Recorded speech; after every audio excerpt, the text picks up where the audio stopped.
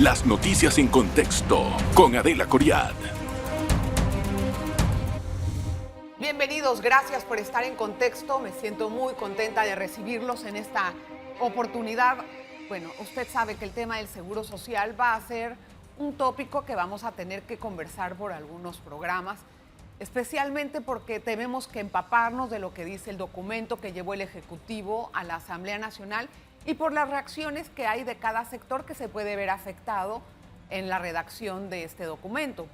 En este sentido, ya conocemos que la empresa privada o los patronos van a tener que pagar un alza en la cuota para poder pensionar o para poder entregar al fondo de pensiones para no afectar a los trabajadores que se sentían con mucha carga y que lo habían hablado en las mesas. Vamos a analizar este tema y otros más desde la visión empresarial. Déjeme recibir con muchísimo agrado a Temístocles Díaz, presidente del CONEP. Bienvenido. Rosas. Rosas. Aquí lo tengo, Rosas. Perdón. ¿Cómo estás? ¿Qué tal? Un gusto estar aquí en tu programa, Adelita. Perdón. Temi, mira, la situación para los empresarios, he conversado con algunos antes de esta entrevista, y sí están un poquito como que inconformes, por así decirlo, con la cuota que se está poniendo para los patronos. Sin embargo, ustedes desde la empresa privada lo analizan como un obstáculo para la generación de empleo, o cuando se haga esto en la práctica, ¿cuál puede ser la consecuencia? Mira, lo primero que tenemos que aclarar es que no ha sido parte de las propuestas que realizó primero el sector privado y que en la mesa de escucha que se tuvo en la Presidencia de la República, pues nunca se habló de un 3%, por el contrario, pues se hablaban de otras fuentes de financiamiento. Sin embargo, sí, nosotros estamos conscientes en que tiene que haber algún nivel de aporte que debemos nosotros construir. Yo lo que te puedo responder a tu pregunta es que tenemos primero que evaluar los efectos que esto va a tener en la continuidad de algunas empresas y sobre todo el efecto inflacionario que va a generar el incremento, que no se traduce nada más en una porcentualidad de 3%.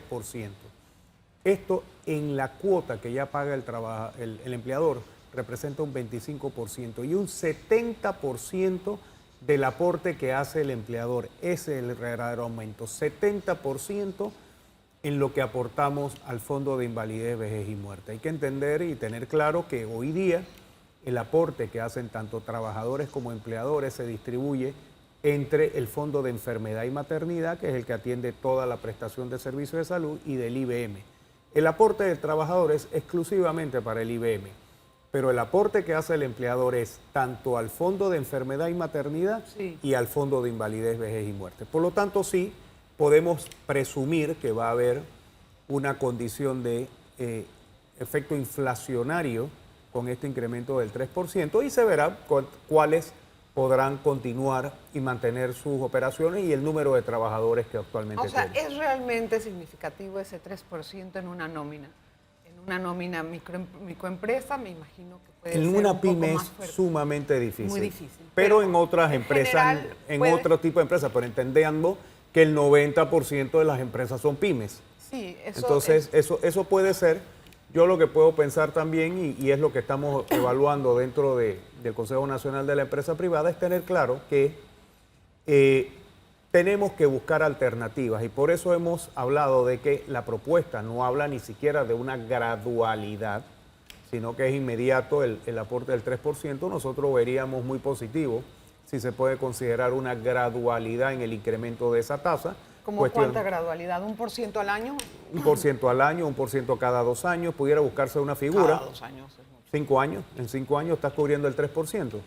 Asimismo, como hay, se ha dado gradualidades en otras cosas, yo creo que es importante tenerlo, pero eso es algo que vamos a mirar conforme a la evaluación técnica que estamos haciendo, recordando que hace 2 días es que aproximadamente unos cuantos días es que hemos tenido este documento, y lo tenemos que estudiar para conocer claramente los efectos que hay. Mire, hay una de las premisas importantes por parte de la Caja de Seguro Social, es evitar la evasión por parte de las empresas.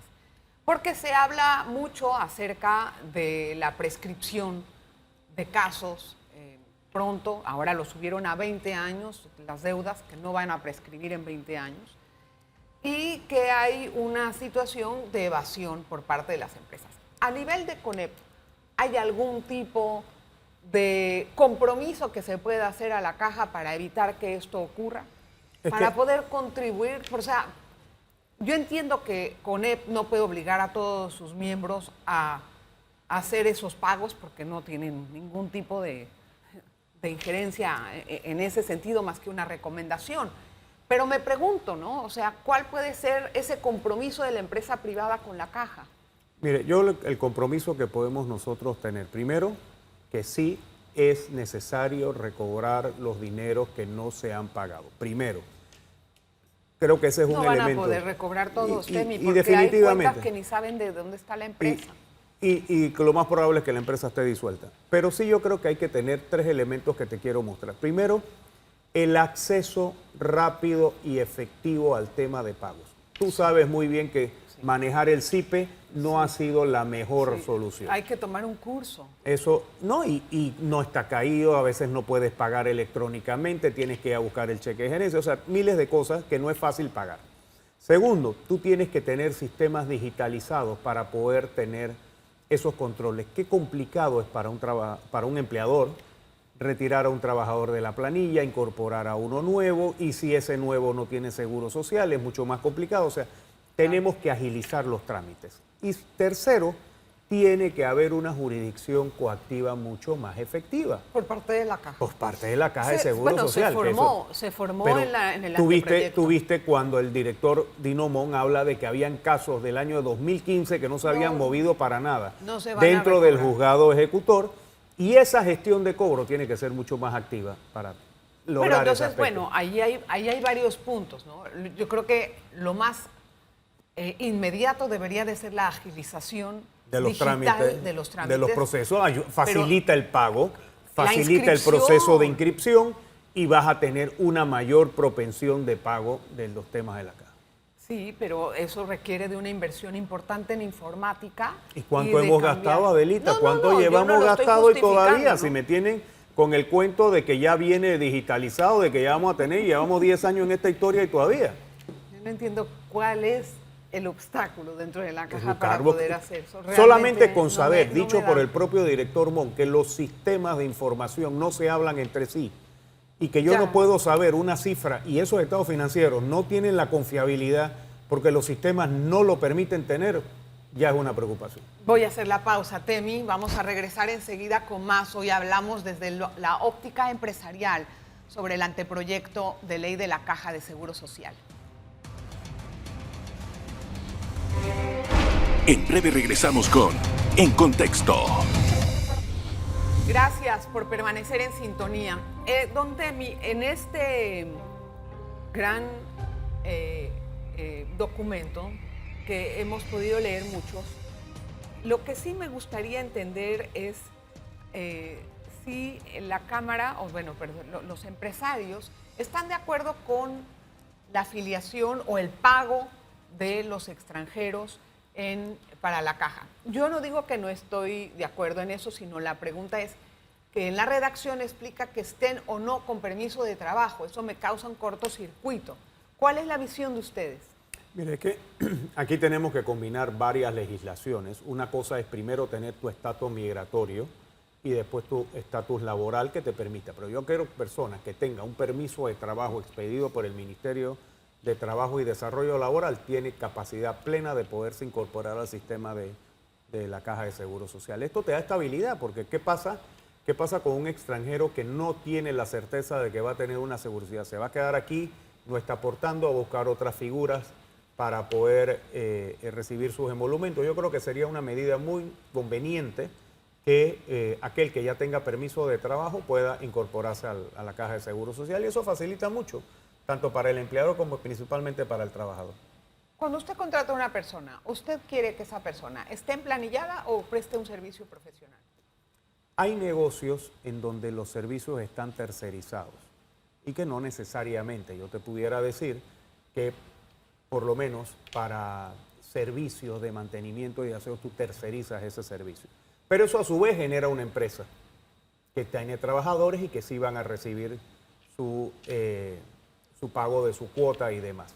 Eso va en función a la dinámica del negocio y en las cosas. Porque uno tiene que mantener siempre enfocado en cuál es el principal objetivo del negocio y no distraerse en otros tipos de negocios. Pero sí, yo creo que esto a su vez genera otros tipos de negocios que sirven para eso. Yo siento que ahora con esa opción que hay para la gente que tiene, para los independientes y los profesionales, poder aportar sus cuotas, será una innovación interesante para muchos que querían participar o que no tenían de alguna forma esa planilla, por ejemplo.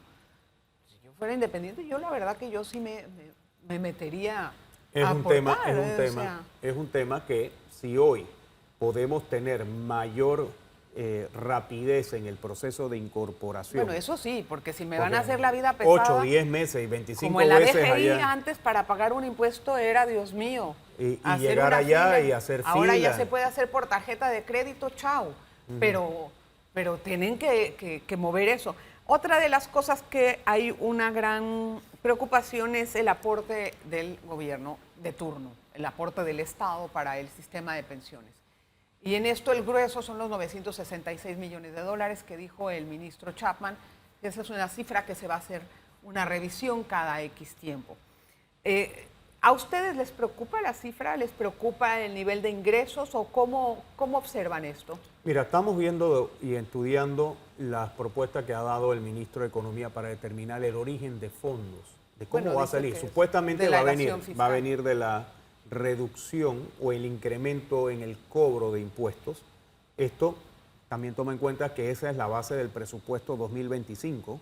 Ese último aumento que se hizo de 3.000 millones de dólares para llegar a los 30.111 tiene las mismas dos fuentes, incremento en la recaudación fiscal y una reducción de la tasa de interés y de los aportes que se tienen que hacer para pagar la deuda pública. Entonces, yo creo que eso tenemos que revisarlo. Yo lo que puedo decir en este momento es que nosotros, el equipo técnico y económico del CONEP, está revisando, porque esto tiene que ser sostenible en el tiempo. Bueno, no puede ser, este año sí lo pude pagar, el otro año te voy a pagar la mitad. No, tiene que ser sostenible en el tiempo y tenemos que ver. Yo escuché al presidente en su comunicado a la Nación que decía, también van a venir ahorros que vayan a garantizar eso. Bueno, vamos a ver cómo se dan esos ahorros y cómo se van a dar. Tipo? Ahorros en el presupuesto general del Estado, sí, ahorros de gasto corriente.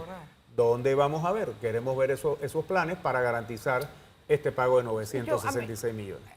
Me parece que es un aporte bastante fuerte por parte del Estado cada año y lo que me preocupa es que viendo la experiencia anterior en que estos aportes cuando eran mucho menores a veces se hacían y otros no, quedaba esto, puede quedar como cojo.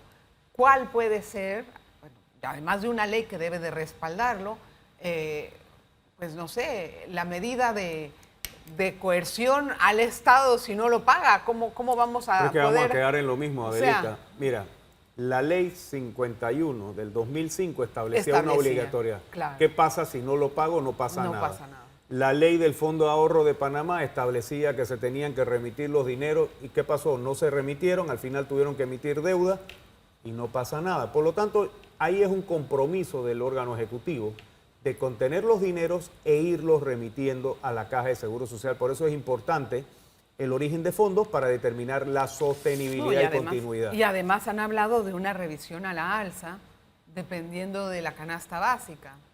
Que igual tendrá la misma fuente de financiamiento que será un incremento. Pero si ves cifras, el Estado está poniendo 966, se van a recibir dineros del canal que antes iban para el Fondo de Ahorro, recordando que la ley de responsabilidad fiscal exime la remisión de esos dineros. Vamos a ver a 3 años qué pasa. Y el incremento que pagarían los empleadores si se tasa el 3%, que para el sector de la empresa privada es más de 350 millones de dólares. Si tú le sumas eso al gobierno, lo que tiene que pagar el gobierno, con una planilla de más de 250 millones, vas a tener 500 millones más los 1.200 tú estás teniendo aportes a la caja por cerca de 1.700 millones. Pero es que ¿de dónde vamos a sacar ese dinero? Bueno, tenemos que ver la parte del empleador, de la cuota va a tener que salir directa. El canal sigue pagando rendimientos. Pero ¿De dónde no están todos los años, 9.66? no todos los, estamos confiando en que todos los años del canal van a ser exitosos y que sean así. Pero pasamos ahorita por un año espantoso de sequía, en donde el canal no podía hacer gran Pero cosa. siguió pagando los 2.600 millones, buscó los mecanismos. Sí, lo pero que te va a poner no el podemos reto, pensar que siempre lo que va a te ser va a así. poner el reto en el canal es que se tenga que mantener la sostenibilidad en la operación del canal de Panamá.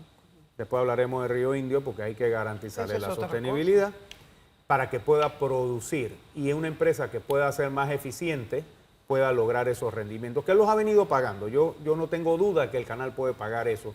Lo que pasa es que tenemos esa gran piñata y todo el mundo quiere agarrar las pastillas. Claro. Entonces no puede haber pastillas para todo y tenemos que buscar ahorros en otras cosas para que se pueda aportar al Seguro Social. Hay mucha la percepción de que este tipo de ley no va a permitir mucho la formalización de las personas que no tienen un trabajo fijo, formal. ¿Usted cree eso? Yo creo que en el texto de la ley se está planteando la necesidad y la forma de cómo agilizar el proceso de incorporación de los independientes al sistema de seguridad social. En ese sentido, yo espero que la Caja pueda tener procesos ágiles, que yo lo pueda hacer online, que yo pueda con una sola visita a las instalaciones salir ya registrado, porque hoy toma entre 8 y 10 meses con mucha suerte. Y los que llegan es por una gran capacidad de voluntad. Pero si yo tengo que ir 20 veces a 3 distintos edificios, no lo voy a hacer. Además, la OIT en su informe había recomendado mucho poner atención a los informales y tratar de que se vuelvan cotizantes, por así decirlo, para poder resolver mucho parte de las incorporar, pensiones. pero aparte de, no es el tema porque el que te incorpores a la seguridad social es tener la capacidad de que tú puedas ver en tu época no laborable la seguridad de que tú y no tener carga para el Estado después. Una segunda pausa, vamos a regresar enseguida, no se vaya, por favor. En breve regresamos con En Contexto. En este bloque vamos a hablar acerca de algunos cambios administrativos interesantes que plantea el anteproyecto de ley. Por ejemplo, la elección de los miembros de la Junta Directiva de la Caja de Seguro Social no podrán reelegirse, por así decirlo, o sea, tiene que ser un solo periodo y cada quien para su casa. Yo me temo que esto lo van a cambiar en la Asamblea, no sé a cuánto, pero la fórmula en que teníamos hasta ahora no parecía que estaba funcionando. ¿Cómo observan ustedes la gobernanza y los cambios que se hicieron administrativos? Hay muchísimos cambios. Mira, yo quiero resaltar esto de la conformación de la Junta Directiva, en donde se están reconociendo los espacios que tiene cada grupo, tanto empleadores como trabajadores, y hay un tema interesante como son los representantes, porque están incluyendo dentro de los representantes del sector gubernamental, que antes era exclusivamente la FENACET, a los grupos magisteriales. Sí. Entonces ese es un cambio importante, pero también yo creo que han tenido un cambio muy valioso, y es los perfiles que deben de tener quienes aspiren a ser directores de la Caja del Seguro Social. Sí. Ya no es preferible, tienes que tener título universitario, tienes que tener experiencia en manejo de pensiones, en manejo administrativo, financiero, para tener personas competentes y tener personas con la capacidad para tomar las decisiones que requiere la entidad. Eso yo creo que es un cambio importante que se ha puesto, y lo que bien has mencionado, un solo periodo. No sé si eso lo va a quedar así. Bueno, eso es potestad, entendiendo, pero es la propuesta y es lo que estamos viendo. Ojalá haya un debate muy rico en cuanto a consistencia, porque esto garantiza un refrescamiento en la Junta Directiva para que pueda haber una continuidad. Yo creo que tener personas enquistadas por más de 20, 25 años no es el mejor punto. ¿Qué están haciendo? Y la entidad sigue igual, por lo tanto necesitas refrescar la Junta Directiva. Pero te remarco una cosa bien importante, la creación del comité de riesgo, la creación del comité de inversión. Todos apuntamos en la mesa de escucha, hay que mejorar los rendimientos, y yo creo que esto puede ser algo muy importante. Hay una observación por parte de los grupos sindicales en el sentido de que le da una facultad inmensa al director para contratar una firma para poder manejar el manejo de los fondos o algún tipo de inversiones. Eso lo ven con un poco de riesgo porque se está hablando de muchísimo dinero y queda a discreción del director. Pero igual, dependiendo del monto y dependiendo, la Junta Directiva tiene competencia de conocer dicho contrato y tiene competencia para tomar decisiones sobre dicho contrato. Sí, la ejecución del contrato lo hace el director general. Sin embargo, yo creo que hay contrapesos dentro de las funciones de la Junta Directiva que pueden pero al final el director es el que dice. Pero yo puedo tener un veto de la Junta Directiva y yo puedo tener una situación. Y eso no para nada. Pero puede haber. Yo creo que tenemos que tener los contrapesos y me parece que la ley establece eso. Sin embargo, cuando uno tiene un tema de inversión, Adelita, uno no lo hace solo. El mercado no es así. El mercado no funciona así. Pero eso no lo entiende la mayor parte de las personas cuando uno va, como inclusive yo. El gobierno panameño, en quienes hemos tenido la oportunidad de trabajar en estructuras de emisión de deuda, tienes que tener un banco de inversión que te ayude a estructurarlo. Pero eso habría que explicarlo bien porque eso se interpreta como una gran facultad que tiene el director de la Caja y lo ven como un aspecto riesgoso. Hay algo que yo quisiera resaltar y es el Fondo Solidario, que me parece que el presidente escuchó a los gremios sindicales, les dio la base de solidaridad que estaban solicitando, que no querían cuentas individuales, entonces pues los escuchó y lo incluyó en el anteproyecto. Pero en la edad de retiro, a mí me parece que la Caja puede decir, señores, hay una tabla, retírese a la edad que quiera. Si quiere estar en 55, se va con 60. ¿Qué es lo que tienen ahora, lo que tenemos ahora? Si quiere trabajar más, se puede ir con el 100 y se acabó. La edad es voluntaria prácticamente. ¿Crees que está imponiéndose algo que no es necesario? Pero es que hay que entender una cosa, Adelita, tenerlo claro, y bien lo ha explicado el director general ayer cuando tuvo la conferencia de prensa y con los diputados. Son 4 tipos de pensiones. Vas a tener los que aún todavía mantienen el sistema de beneficio definido, de reparto definido, que no es solidario, es un reparto definido. Sí, y vas a tener los otros que son los que están próximos a jubilarse, estos que están dentro del plazo de 7 años para el aumento de la jubilación, los que no lo están, que vienen del sistema mixto, y los nuevos que se están incorporando. Pero la base del sistema de pensiones constituye el ahorro individual. Y definitivamente ese ahorro individual es discrecional y yo puedo tomar decisiones sobre mi ahorro individual. Lo que aquí se está poniendo, que es la limitante, son los temas del mínimo de cuotas que tú tienes que haber aportado. Bueno, pero el mínimo de cuotas no se ha variado. Que no ha variado, que sigue habiendo las 240 cuotas y se mantiene. Pero ya los temas de edad de jubilación es un tema de discrecionalidad. Yo lo que siento es que todos estamos trabajando por mucho más tiempo. Los datos demográficos demuestran que hay mayor expectativa de vida y es conveniente ir actualizando las condiciones de la Caja del Seguro Social a los tiempos reales. Además, 3 años no creo que es tanto tiempo en realidad. ¿Va a hacer el CONEP una contraoferta, o sea, a la Asamblea? Nosotros estamos ahora mismo revisando el documento, pues, hace unos pocos días que es que lo hemos tenido, es un documento muy extenso. Sí. Estamos viendo los cambios que se están proponiendo, estudiando los efectos, y definitivamente vamos a presentar una nota de recomendaciones y la solicitud de cortesía de sala para la Comisión de Trabajo para sustentar dichas recomendaciones. Bueno, ojalá que tengamos suerte, esperamos que no causen más escaramuzas estas reformas. Creo que es momento para todos poner atención en lo que nos espera y adecuarnos a lo que hay en la mesa del diálogo, en proponer y decir, y se acabó. Con eso podemos sacar adelante nuestro trabajo. Así es para todos. Gracias, Temi. Muchas gracias, Adelitas. Gracias a usted por la atención que nos dispensa. Nos vemos en la próxima.